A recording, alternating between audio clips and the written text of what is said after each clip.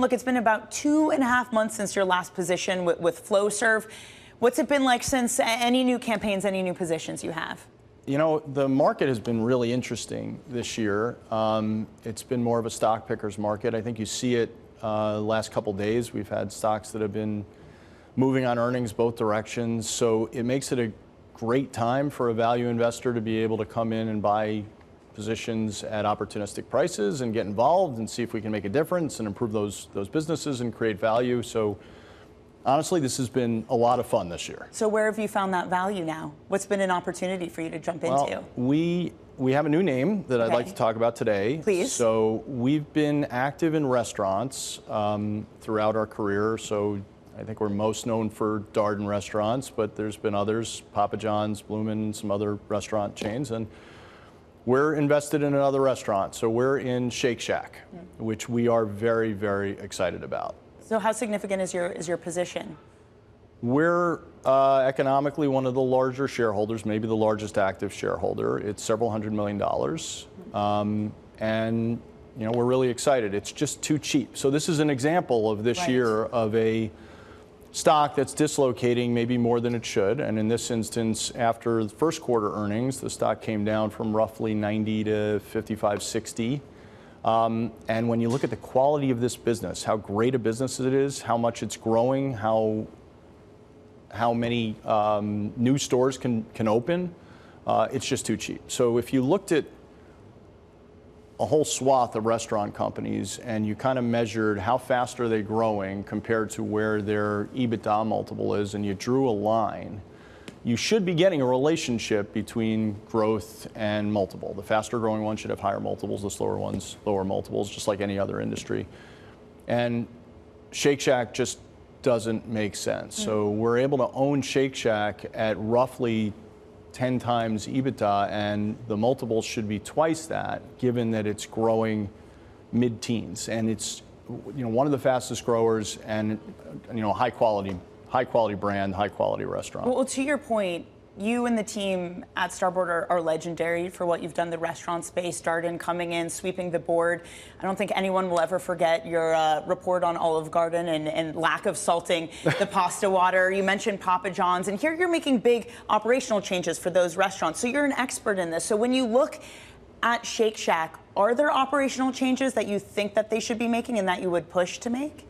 Well, you know, this one is even more interesting and maybe slightly easier. So I don't think there are massive operational changes. It's actually run, well, look, Danny Meyer's legendary as the founder, and the CEO is Rob Lynch. And Rob was the CEO that we hired at Papa John's to run Papa John's when I was the chair of Papa John's. So I know Rob well, he's a terrific operator.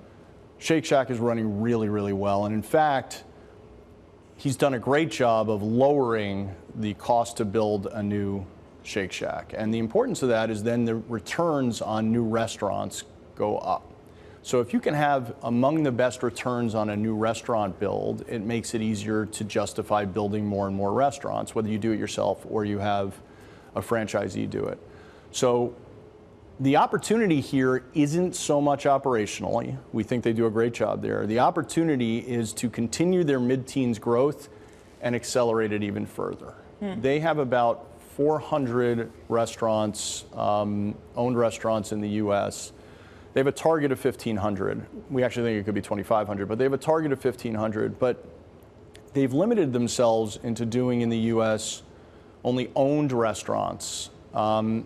And they haven't been willing to franchise, even though they franchise internationally, and they franchise actually non-traditionally in airports and in stadiums. But in the US, they've chosen from way back when that they want to own the economics and they want to control the outcome.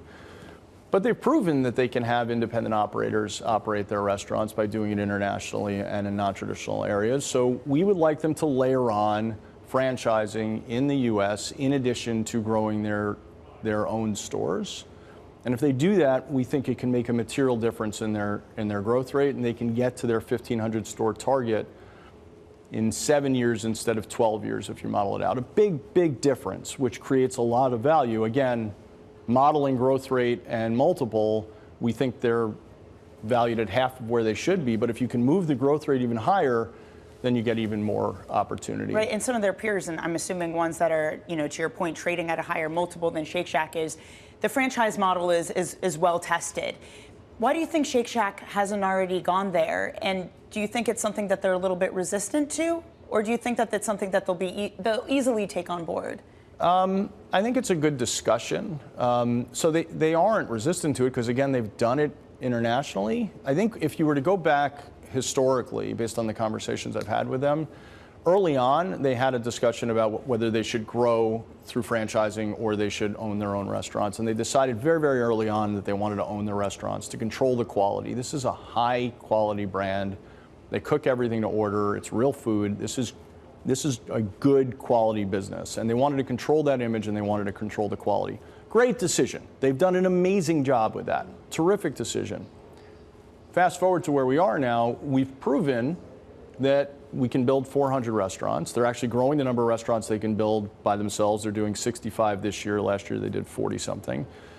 And they've proven that independent operators actually can cook their food to their standards internationally as well as in non-traditional restaurants. So they've already done that.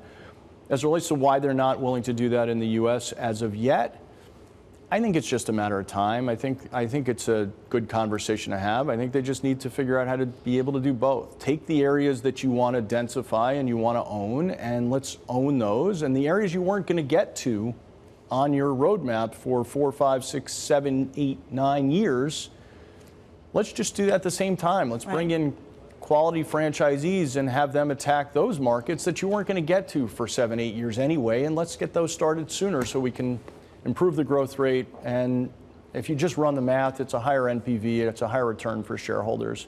So it's a good discussion. Okay, so some of your other stakes, again, you know this industry very well. Lamb Weston was a recent one, which makes fries for McDonald's and maybe soon Shake Shack, if they're not already. How have conversations been going there? You've talked about them reducing costs, drive growth beyond just raising prices. Have things been productive since taking your activist campaign with them? Yeah, Lamb Weston, French fries.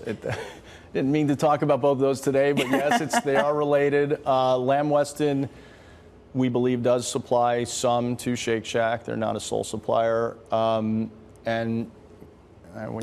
premier or one of the premier French fry companies. It's a business that has a moat around it. There's only so many players that can make French fries, so it's a beautiful thing.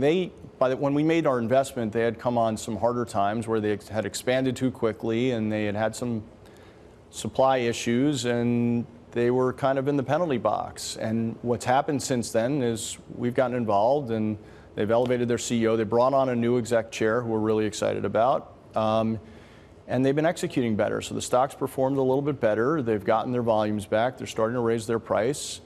Earnings have stabilized. And we've had conversations with them just recently about how we have to improve the earnings growth trajectory to be able to get sustainable earnings growth out of the business. But we're super excited about what's ahead for Lamb Weston, and the relationship has been terrific. So you sound confident that things are moving in the right direction. Would you say the same with CarMax? They've also made board changes after your involvement, too. Yeah, CarMax, I think we talked a lot about CarMax last time. Yeah, CarMax. So we need an update for everyone watching. CarMax is a lot of fun. We were able to buy into CarMax, I think I said the last time I was here, near book value, which didn't make any sense to me. And in hindsight, that seems like it made sense because the stock has worked. And a really cheap multiple of earnings and cash flow. What they needed to do is to be able to get their share back and be able to do that by getting their price to consumers down while being able to hold their gross profit. And they were running their business kind of backwards before, where they were running it based on gross profit. So the way they were running it before was they would buy cars, they would spend the money to refurbish them, and then they would add, call it $2,000 on top of the cost and sell the car there. Problem was they were inefficient on buying and they were inefficient on refurbishment, which meant that when you added $2,000 to the price of that car, their market price was too high. So how do you get that market price down to the right level so that you can get your share back and gain share, but keep your margin? And the way you do that is you have to get more efficient in buying cars and in refurbishing cars. They brought in a great new CEO, Keith Barr, who's honestly been getting up to speed way faster than I would have expected, and we're pretty excited about it. They brought on some new board members, including some that we recommended. And they are starting to hit their stride. We're very, very excited about what's happening. Some of the data we've been looking at looks really good. I think they should be able to gain momentum. I still don't understand why their omni-channel business shouldn't be better than Carvana's omni-channel business, because they have all these lots in addition to being able to buy and sell cars digitally. And when I think about a used car, I would think, if I were a consumer, I would think that if I wanted to buy a car, I might want to see it, I might want to touch it, I might want to smell it. So having that optionality that you don't really have to pay for because the stock's so cheap makes it a great investment. Again, this is the common theme between all of these, and this is kind of where we started, Jeff, that a lot of these opportunities have been really cheap, but it's also not just a market where things are discounted. It's a market that is really volatile, and we've seen huge swings in this market too, whether it be because they report earnings or whether because Jeff Smith announces a new position. How does that change your investment thesis, where things aren't just cheap, but they're jumping around a lot? Love it. Love it. You stay disciplined. It's what we do as value investors, plus a catalyst as an activist. This is what we want. We want stock-specific volatility, and what we will do is when it gets really opportunistic, we're going to buy it. And if it gets even more opportunistic, we're going to buy more of it, and then we'll start making a case for change to be a catalyst. And then as the stock moves higher, we're going to continue to evaluate how it's valued versus their peers and their potential and what can happen. Where's the earnings power? Where are we going? And then, just like any other good investor, you might sell some, you might buy some again. But that volatility, if you can capture it and remain disciplined, is a great thing for an activist, for an active investor and an activist investor.